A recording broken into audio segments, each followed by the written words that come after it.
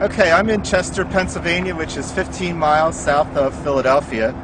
And what you're seeing is the construction site for a Major League Soccer expansion team stadium called the Philadelphia Union. It's supposed to open in March 2008.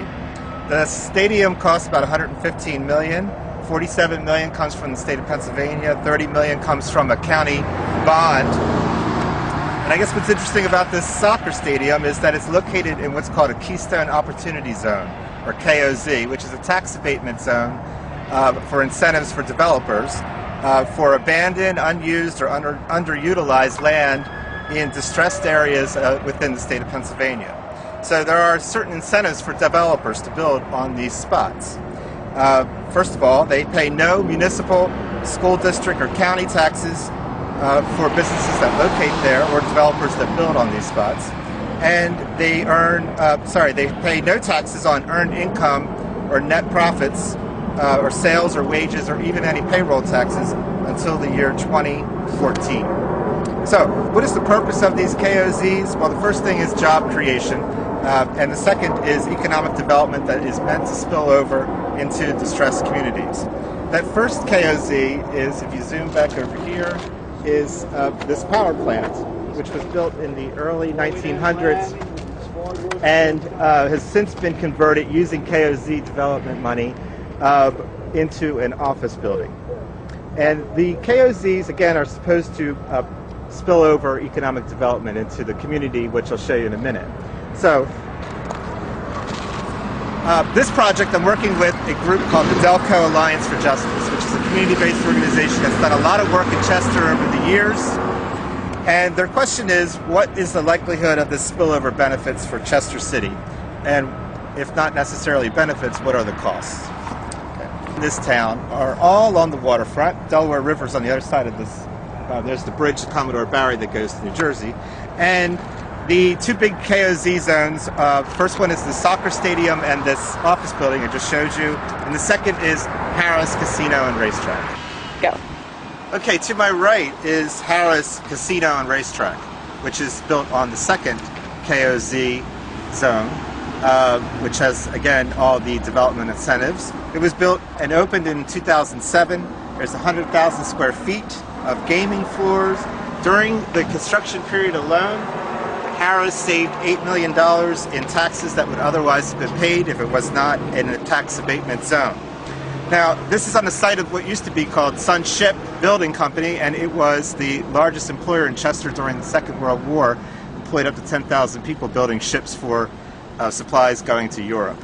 Now, the results of this project, since it opened in 2007 and it's 2010, the results for the community have been mixed. The city itself receives $10 million a year in fees that were negotiated from the start that go into its general coffers, and that's about 20% of its annual budget, so it's quite significant. Harrah's does use local vendors for much of its supplies, and it does endow some local scholarships in high schools. But the expectations for new restaurants, gas stations, shops nearby that were supposed to spill over into the community has not happened at all. And as a matter of fact, part of it might have to do with the fact that right across the street is a state prison, okay. Which is only about a half a block away. Okay, so that's our second KOZ zone. Yeah. Okay, now we're in downtown Chester, which you can see is pretty empty, abandoned. Used to be a vibrant town. There's 36,000 people that live in Chester now. At its peak during the Second World War, there were 80,000. Current population, about 76% is black. There's no grocery store here.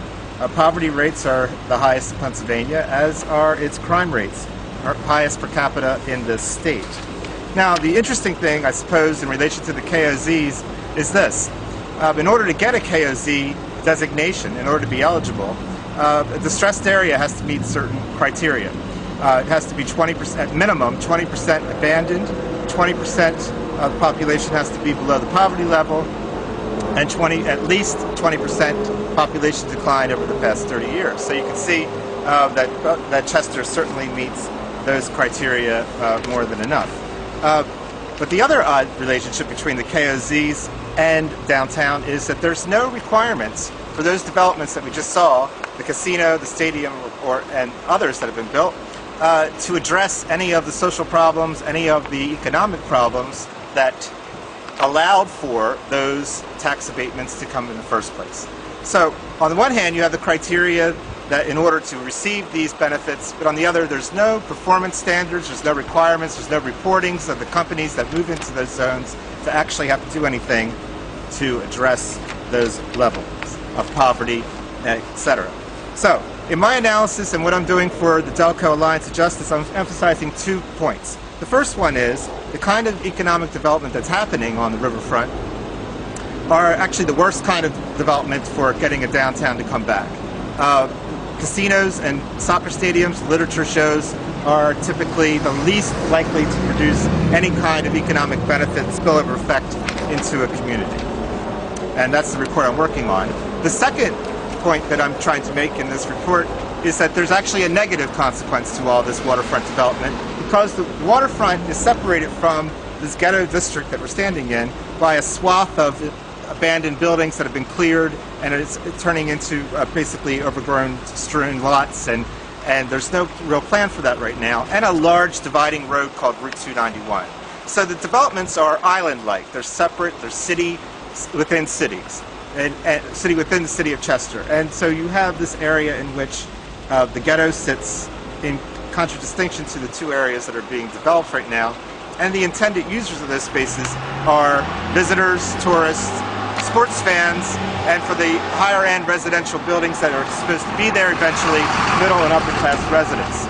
So, rather than try to bridge the gap of economic and class and racial segregation that's occurred in the city for decades, it's actually ending up enhancing it. So those are the things that we're working on this semester, and my name is Mele, and I'm in the Department of Sociology.